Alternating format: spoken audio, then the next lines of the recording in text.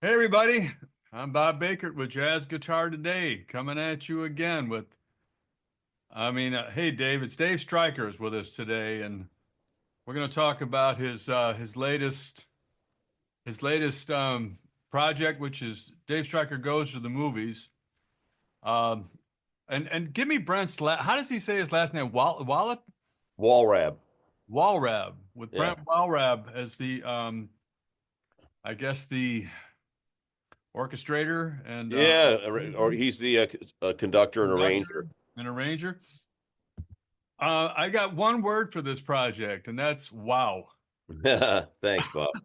I was, I was, I was, especially. The In Your Eyes, the Peter Gabriel tune. Right. You're there with basically a small symphony orchestra, for God's sakes. Um, all full strings, full horns, and then your trio with plus, and you're recording this thing live, Yeah. and you're taking solos and taking chances, and your solo on that is like it's phenomenal, and I'm going, that's pretty ballsy. I mean, because I can tell you're playing like you would be at the Iridium or anywhere else, your Birdland or wherever. I mean, you're just playing. And here you are with this recording with I don't know how many people, it's like 25 people maybe in the room, 30. 30 Yeah. people in the orchestra. And you don't want to, and the track was beautiful. I mean, everybody was playing just gorgeously. And of course, the only thing I can think of is, oh my God, that took a lot of balls, confidence for sure. But it's fantastic, Dave. It is an unbelievably great piece of work. Wow, tremendous. Thanks, Bob. I really appreciate you checking it out. This is it was a dream project. I was teaching out at Indiana University. I just retired from there after 11 years, and that's where I met Brent Walrab. He was the arranging instructor and the big band professor, the guy that ran the big band there. And they had asked me a couple years ago, PBS asked if I would play on this tribute to Wes Montgomery called Wes at 100 because he had just turned 100. And of course, we know Wes is from Indianapolis. So, of course, I said yes, and Brent arranged that for big band, orchestra, and it went on to win an Emmy actually. So that was really great. And but it was that was the kind of the beginning of this project because afterwards I said, man, Brent, we need to do a project together, and he said, well, I think I could get us some backing. We should do something. And that's how kind of it started. I didn't really want to do anything Wes, thing because I felt number one, it's impossible. Number two, I felt like we had already done it with the PBS thing. Um, yeah, so we started kicking around ideas, and I said, "How about doing if we did something with movie themes?" And Brent said, "That's my two favorite things, movies and music." So we got busy, and we worked on it for about a year, and yeah, it was a real. I'm really excited about this project. Well, I can see why. And I was just kind of going over the players on here. Xavier Davis, I mean, he fantastic. Hmm. Jeremy Allen, who I'm not familiar with, but I mean, he sounds amazing. And then McClenny Hunter was playing drums, and good God, I mean, it was just tremendous. Yeah, the I kind of handpicked the rhythm section. A lot of them are from the Indiana area, because we did it out in Bloomington, Indiana, at a big studio out there. I brought McClenny in. He's the drummer in my group for the last several years, as you Right, know. And Xavier, I known from the New York area, as he had played on one of my records several years ago. but he's out at Michigan State now, teaching there, and so he came down from there. And Jeremy is the bass professor at Indiana University. So that's where the rhythm section came from. The strings are all from the Indianapolis Symphony, and the the what's kind of cool about this project is that it's not Brent decided didn't want to do a big band. He just is really just a five-piece trombone section, uh, and then like saxophone added, and on a couple things, two trumpets are added. Right. But so it gives it's kind of the low brass sound, reminiscent a little bit of the way Mancini would write things with the low brass. And I've just knocked out by what Brent did with the arranging on this. It's phenomenal. I mean, yeah, it's really funny. So I'm listening to a couple of the cuts, and I'm thinking to myself, is I thought I heard brass. Yeah.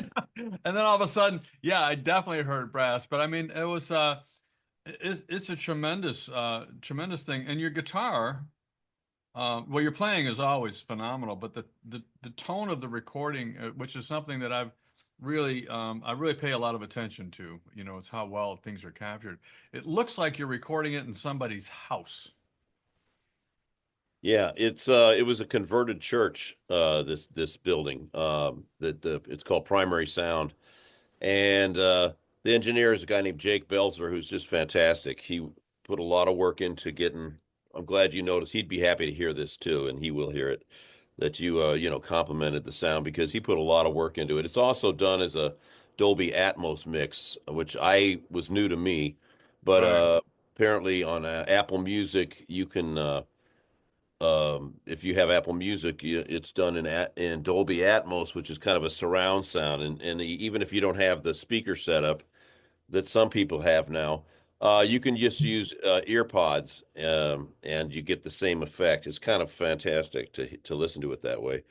But yeah, it was this big. There was a big giant room in this studio, and it does kind of. My son did a lot of the videos. I flew my son out. He's a filmmaker in Oh, wow. Austin, and he did a lot of videos for it. And when he walked in, he was just like, "Oh yeah, this is going to be good," because he's used to dealing with studios like that we do a lot of times where you're like in booths and Yeah. you're all kind of cramped in there. Yeah. And he saw that wide open space, and he dug it. Well, I was watching some of the videos that are on YouTube. I don't know if all of the tracks are on YouTube or No, not. I think we did about three songs, so there's one or two out now, and there are more coming. Yeah, I watched the three that were there because I prefer to listen. I prefer to watch and listen to things on YouTube. Yeah, especially the way that Matt did them. They're really nice. They're really, really nice. I mean, the angle. I mean, all people don't understand that when you're looking at video or watching movies, how much art there is in capturing things so they look. I mean, so they look like what you want them to look like, and just the angle of that he caught your guitar at, and the way it's positioned with the other members of the orchestra was just tremendous. And Brand, of course, was it was really really well done on every angle. I can't. It's just I thought holy crap.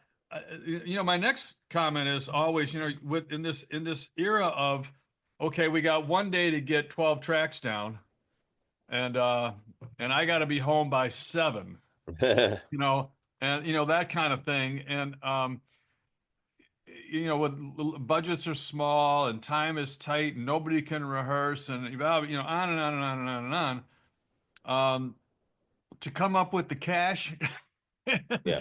and to come up with the cash and then get the players dedicated to the project. And you can just see the dedication on everybody's expressions, what they're doing, and the respect, for the music, but not careful. I mean, it wasn't like everybody's afraid to play. I mean, the people are playing. Love the violinist. Oh, it's Sarah Caswell. Yeah. Oh my God. I mean, Jesus, it's tremendous. And the other thing that's really, really nice, and I'm beginning to catch this. I was talking to Davey Mooney yesterday, and his newest project called The Word, which I think is a tremendous effort too, um, is melody and tone. People are really paying attention to that. I mean, your your treatment of the melody on these well-known themes is really, really nice. It's just Thank you. You know, beautifully done. melody is king, man. Uh, Melody is king. you know, just going back to what you were talking about, I know that my son Matt will be happy to hear your compliments about the video for one thing, and you being an actor, etc. You know, seeing it in a visual way, is very appreciative. And you're right, everybody did was invested in this in a certain way. But to answer a couple of the points you were bringing up, we did have a backer, that the the Indiana Entertainment Foundation, which is uh, raises money for projects like this. And Brent has a group called the Buselli Wallerab Orchestra that has done some projects, big scale projects, but really nothing like this as far as 30 pieces. And so that's how we were able to do it. And we were able to go in and rehearse. We had a full rehearsal. And then when we went in the studio, just to give you how the sausages are made, the first session was 11 pieces. So it was the trombone section, the horns, the four-piece rhythm section, and Sarah Caswell was there as well too, because she plays some solos on a few things. Yeah. So we recorded the 11 pieces, and then it was all scored out. And so then uh, about 2 weeks later, the string section, the 20-piece string section came in and put their parts on. Wow, it's tremendous. So, how did you? I mean, I'm interested in the tracks. Let's talk about the tracks a little bit. Uh, Sure. how did you guys select the songs? Is it like you took five, he took five? I mean, and then what drew you to the particular ones that you chose? Because it's a very eclectic list. Well, we're you and I are around the same generation, so there was a golden era in the '70s of amazing movies from Yeah.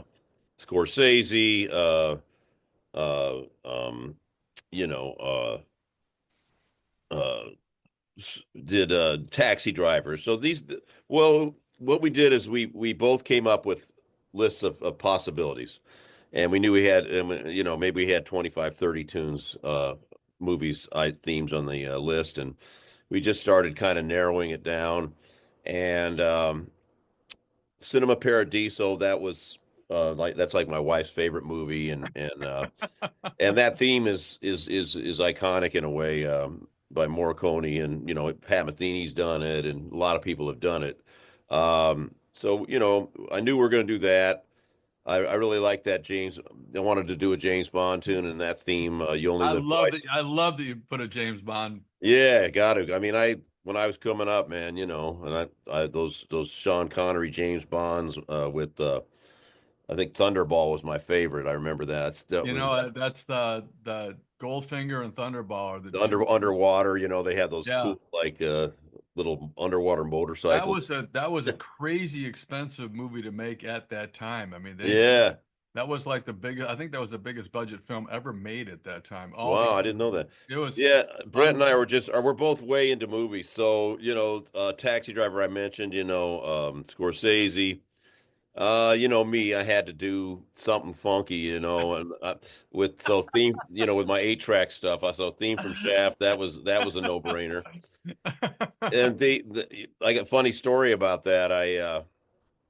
I knew I was gonna have to play wah wah on that intro, right? Yeah, What's Shaft without that wah wah part? right. And so I go a couple of weeks before the session. I go in my studio here, and I said, "Look, I better get that wah wah out and plug that thing in 25 years." I pull it out, right, and I said, "Yeah, I'm sure it's going to need a new battery." So I open it up, and you've probably done this. You look in and it's just like, no, The battery the battery was. So melted. I tried to take the battery out and just everything just crumbled. So I said, okay, get on musician's friend and order a new crybaby wah wah. But yeah, so that was that's a cool theme by Isaac Hayes. Oh, that's great. Uh, of course, The Deer Hunter, that was one of those 70s amazing movies. Michael Cimino was the director of that. And the theme from that, the beautiful acoustic guitar theme is by Stanley Myers. And let's see, we did Anatomy of a Murder is a really cool movie with that Ellington did the score of, and he actually appears in the movie, the band does. And that's something I always it's interesting. I was on the road many years ago with Ilian Elias, the pianist singer, and we had a gig way up in Michigan somewhere. And we walked into the hotel to check in, and I see all these pictures on the walls of Duke Ellington and his band. I'm like, what is happening here? Why is And they said, this is where Anatomy of a Murder was filmed, and they all stayed here. And so, yeah, we ended up doing two pieces from that. What else? Oh, Moon Glow. That's these are all from movies. That was from a Yep. movie called Picnic, an old movie, and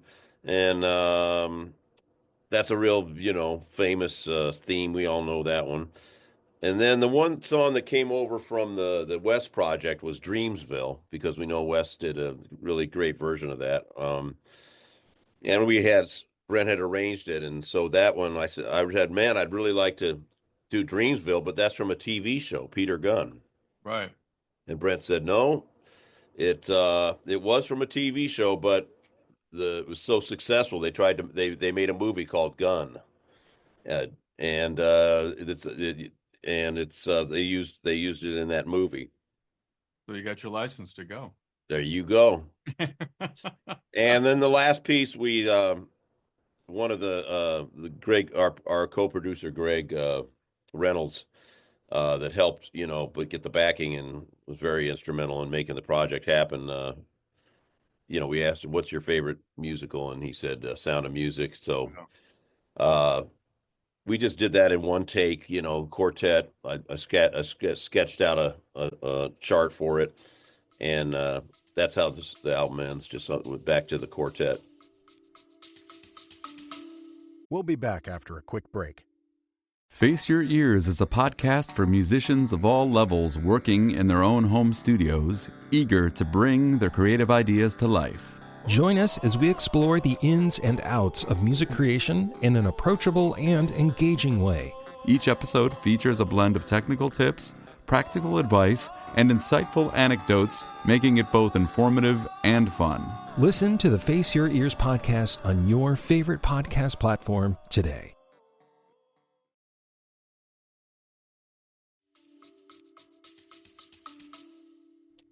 It's great. I don't know how to get to the Oscar people and the Grammy people and all of that, but man, you guys got to get an award for this. I mean, you really do.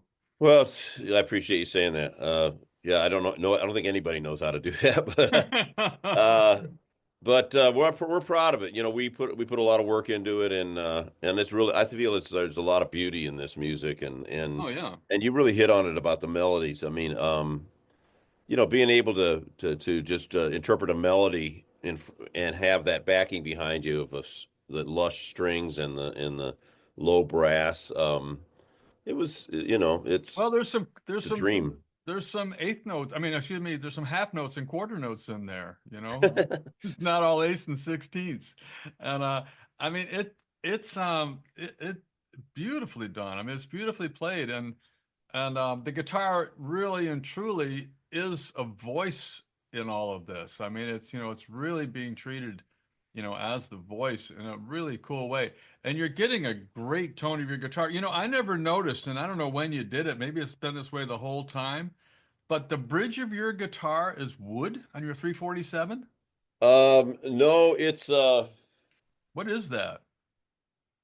funny you should ask. I just happen to have it right here. Oh, Uh, That's probably the most commonly asked question. That's just a tailpiece cover. Oh, it's a tailpiece cover. So this 347, it's different than a 335. It's got the ebony fingerboard, Right. Yeah. split coil. And it was when they first came out in 78, I think they were trying to make a fancy 335 or something. They didn't Yeah. catch on that much, but they used these pickups called dirty fingers that were super punchy. I think they were like wrapped a lot more or something. And I really like the punch of it, but it's like if you try to play it through a small Fender amp, it just completely, distorts because they're so punchy.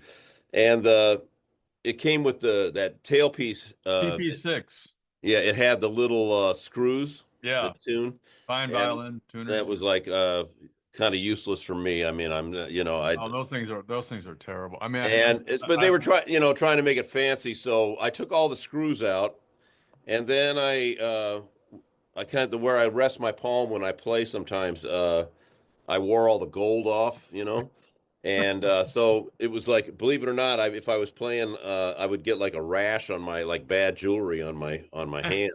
So I said, could you make me a cover? And I had my guy build he just put a cover over the tailpiece. So that's what that is. well, because I'm listening to the tone, and you're getting really a tremendous. Are you using 12s or 11s, or what do you do? What do you I do? use 13 to 56 God, Deodario, but the appreciate you hearing that, man. But as a fellow guitarist, I'm not surprised, because we listen that. I mean, I tell my students, sound, the big three: sound, rhythm, harmony. right. So the first thing people notice is your sound. Not everybody's a musician, but if you hear somebody with a beautiful sound, whether it's a saxophonist, Coltrane or Johnny Hodges or Ben Webster, and you hear that beautiful sound, it brings you in. You pay And the attention. next thing is rhythm, and rhythm is key. And then after if you have those two things, and then you can get into the harmony thing, and that it just kind of builds from there. But yeah, this studio happened to have an amazing Fender amp, um, like a vintage tube amp with Was it a twin? nope, Lux, Vibrolux, it had Super? like yeah, I think it had 112 in it, but it was I forget what it is, but it was owned by a guitarist in Nashville, Hmm. and it was sweet. But I used that, and then I also used my Henriksen with the larger one. Yeah, Not the I have the mini. I forget what it's called. Bud. You The have the Bud. Bud. But this is the one up from the Bud. So I had both of those in there, and we were able to mix them. We mainly used the Fender tube amp, but if it got too crunchy, we had the Henriksen. So I'm really, man, I was really, because that's always I was worried because I always use the same engineer when I do my records up here. A guy named Chris Sulit at Trading Eights, where I do all my records. So if I was a little nervous about, oh, I hope this guy can capture the sound I'm looking for, and that was no problem. As soon as I heard the playbacks, I was like, okay, I'm good. It makes sense to me that you're using two amps on there because the this little bullshit technical, but the envelope of the transistor amp, if you will, the solid state amp, and the envelope of the tube amp, it's just a little different. Yeah. And you can feel that, obviously in your hands. So when I'm listening to it, I hear that immediacy of the solid state, because they're quick. I mean, they're very, very quick. But I'm also hearing this overtone series of the tubes, and I'm going, what's and I swear to God, I thought it was the tailpiece being wood. I mean, Oh, I couldn't figure out what was going on because I pay attention to that kind of stuff because yeah. it Yeah. interests me. I was in audio for years and years, and of course I've got four guitars sitting around here and three amplifiers behind me, and all that. Yeah, me too. And yeah, so but I'm interested in all that stuff, and I was going, man, that's a really really good tone, and I've got just to, for reference, all right? So there's a big 17-inch arch top right here. And then there's also, it's not a Gibson, it's a Collings, but there's also, a Collings, I-35. Right. And the difference in these things acoustically and through it's huge. I mean, Yeah. it's huge. But this has got 10s on it, Right. and the other one's got 12s. And so you've given me something to think about with, putting 13s on that guitar, because it sounds just like a big old jazz box. I mean, it sounds. Well, yeah. I've been using that for years. I know you have. That 347 and the um 12s and 13s. I tell my students, don't go overboard with that, because you can mess your hands up. I'm just so Right. used to 13s by now, and it doesn't feel that we all know the stories about Pat Martino. He was the king of heavy strings. Yeah. Yeah, he's legendary. But uh, you know, you can get a great sound out of 11s, 12s, 13s, and stuff like that. I mean, Oh yeah. some I people know. play 10s, they sound fantastic, fine. I think Jim Hall used lighter strings, Yeah. um, and he certainly had an amazing tone. So, yeah, but I kind of like having that a little bit of resistance there, and I think it does give you a little bit meatier sound, Gives which you it gives there's I mean I like it all, I mean I really do. And I Billy Gibbons, I found out the other day, is down to 7s. I mean I wow. I have no idea. 7s. I've never heard of such a thing. Well, a lot of the rock guys, of course, they're the gains through the roof, so they're using 8s. But I don't know. The thing that you do get out of the bigger string, and I can't handle them. I don't have those kind of hands. But you get there's that the immediate attack part of the wave is bigger. It's All just right. bigger. You get that, Yeah. every note's got, I mean, when Pat played his, we talked about this before. When Pat played him, that guitar sounded like a kick drum with pitch, it was like crazy. Um, so all right, here's a question for you.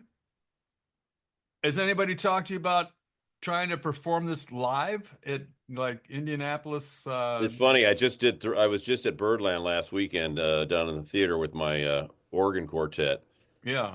and I did. Since the record's out now, I would say, this we'd like to do a couple pieces now from my new record, and it's with a 30-piece orchestra, and here they come. No, and everybody laughed because, could you imagine? Um, so yeah, we have one gig on the books. We will be doing this music May 3rd at Indiana University for their end of the year big called Jazz Celebration concert. Wow. So the music will be performed live there, and they might be filming that for PBS. Well, I hope so. But otherwise, I think that and by the way, that Wes at 100 is going to be released on PBS nationally soon, and watch for that. I think they renamed it Wes a Celebration. And so yeah, it would be a great project to be able to do if it was if somebody approached me with wanting to do a bigger project like that. So you never know. Maybe we will do it. Oh man, I really hope so. I hope someone like the Hollywood Bowl says, "Hey," Yeah, that would be amazing, right? wouldn't that be something? As like as part of, I don't know, part of Oscar week or something. I mean, Yeah, it does have a cool angle, because it's all these movie themes that people have probably recognize a lot of these themes. well, if it blows up, there's no reason why the orchestra couldn't show up, as a performance at the Oscars. I mean, it's great stuff, and you're a very modest guy, but I mean, I know that you put a lot of effort into it, but not only does it show, but I could put a lot of effort into it. I ain't coming up with what you guys did, no matter how hard I tried. Well, I appreciate it, man. It was labor of love, and I owe a lot to a lot of people. I really hit it on the head that everybody that was involved, from the orchestra to the rhythm section to the engineers and the video, people filming it, the producers, everybody was behind it, and I think it shows, the love that we have for the project, and Well, it's we tried to tremendous. make something beautiful, and I think it came out nice. Oh man, yeah. I mean, that's an understatement. It's a signature piece for you, brother. Thanks, man. It really is. It's a signature piece. I mean, that's that's a serious statement that you made, and I'm not people. I think people accuse me of always, no matter who I've got on, I'm always like effusive about my appreciation, but the facts are is that's I tell it the way I see it. If Yeah, I wouldn't have somebody on unless I felt that way about them. You know what I'm saying? yeah, yeah. And Thanks. it's tremendous. I mean, and then what's really fun is, all right, so you go on YouTube, you put Dave Stryker on, and you got this orchestra, you got this whole thing, and then you watch you blow them with your organ trio or your quartet, and it's the same guy, but it's just a whole different. You go, wow, wow. And then of course you open for Steely Dan. Was that last summer, summer before last? Summer before last, yeah. Last summer was a bit of a blur for me. For me. Yeah, glad to see you. You look But good. it's really funny. Thank you for saying that. But I was messing with my camera today, getting colors and all that right. And I'm looking yellow, but I promise you, I don't look yellow in person. So if anybody says, "Geez, Bob looks sick," I'm not. I'm good. But the camera, I've got the color saturation all screwed up and everything like that. Um, so what else is going on with you, Dad? Are you going to be out touring, out playing? What's Yeah, I have. on your schedule? I just had a nice weekend at Birdland. I Yeah. will be the WDR big band from Cologne, Germany is coming over to the U.S. And Bob Minster is directing that, and they're doing a tour in the U.S. I'll be doing that in February. We're doing 3 nights in outside of Chicago at Elmhurst, the Elmhurst Festival, and uh, and then we're doing 2 nights at Birdland, and then we're doing 2 nights in Pittsburgh. And the first night in Elmhurst will be with the Yellow Jackets. Oh So, wow. so I'm sitting. You can't see it here, but I got a lot of music here to learn. I'll be back working on that.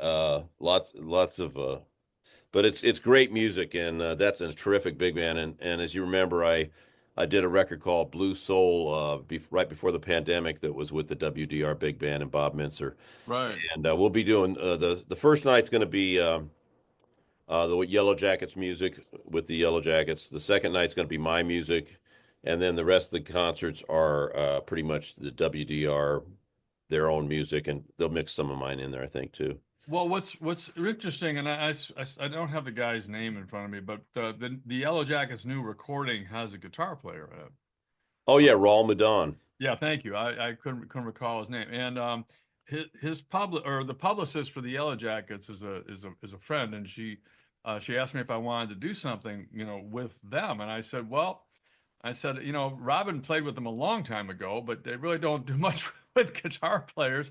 I said, give me a way, give me a way in here. And so we're about to do something with him. And actually, I asked Michelle if she would ask Bob to just give me a sentence or two about, you know, the guitar and his history with the guitar with the Yellow Jackets, and why is he bringing this one? Yeah, I gotta put all that together, but it's interesting you talk about that. So you're doing Yellow Jackets material as the guitar player. I mean, I find that to be pretty interesting.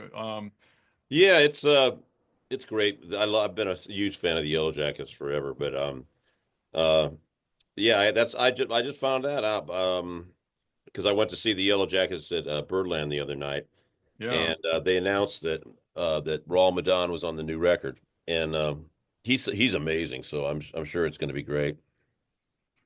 It's like one of my next projects I've got I've got to tackle. So I can't speak to it because I Yeah, haven't done it. I haven't heard it either, but I just know from hearing a little bit of Raul that he's really something else. Well, the stuff that you've done with Bob, there's a really good video of you and him in the studio doing some stuff, and I mean it's tremendous, and and I mean the guy the guy's got a history. And what are you going to say? I mean, he's 50, I 50 mean, years in Yellow Jackets. whenever I think that I'm, too busy or working too much, I just remember Bob because he just retired from running the jazz department at USC. He's got the Yellow Jackets that keep him very busy. He's also the chief conductor of the WDR Big Band in Cologne, Germany, and he's got his own band and his own big band, so he doesn't stop. But More power good to friend of him. mine and what a musician. Well, listen, I appreciate your time today. I'm really glad for you, man. I'm happy for you. Well, I appreciate you reaching out and doing this talk today. I'm glad hopefully a few more people get to listen to this music and I hope they enjoy it well, as much as you did. well, let me say a couple of these things real quick. So right now in jazz guitar today, our guy Joe Barth, who knows more about this music than I ever will. You were kind enough to do a written interview with him. It's out today. And if people want to like get, the more in depth, on the tracks and stuff like that, you can with Joe. It's Stryker, Dave Stryker Goes to the Movies. It's there. It's in the magazine, jazzguitartoday.com. You can, put in Dave Stryker. You'll go right to the article. It's a really, really nice article, and it's you and Brent Right. are in it. So that's really, really cool. Um, so there's that. And then obviously this is going to be out pretty soon. What I will say, everybody out there in TV land, if you like what we're doing, please like, share, follow, tell all your friends. Please help us grow this. Many of you know I had a pretty bad year last year, health wise, and but I'm back. I'm not running 100%, but I'm not running 10% either. So, so that's good. Um, and we're putting out a lot of content, and we do appreciate you guys a whole bunch. I want to thank my buddy Dave Stryker for coming on, and man, thank you for your dedication to the music too. It's just tremendous. I sent a friend of mine. I sent him the some of the tracks that from YouTube, and I said, man, you've got to hear this stuff.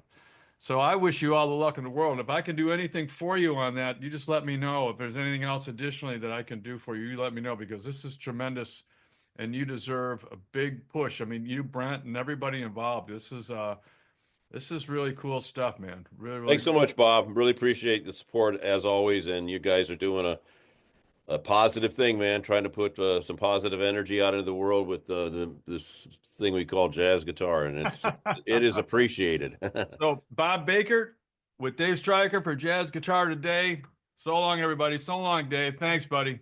Take care. See you at the movies. Bye-bye. Yeah.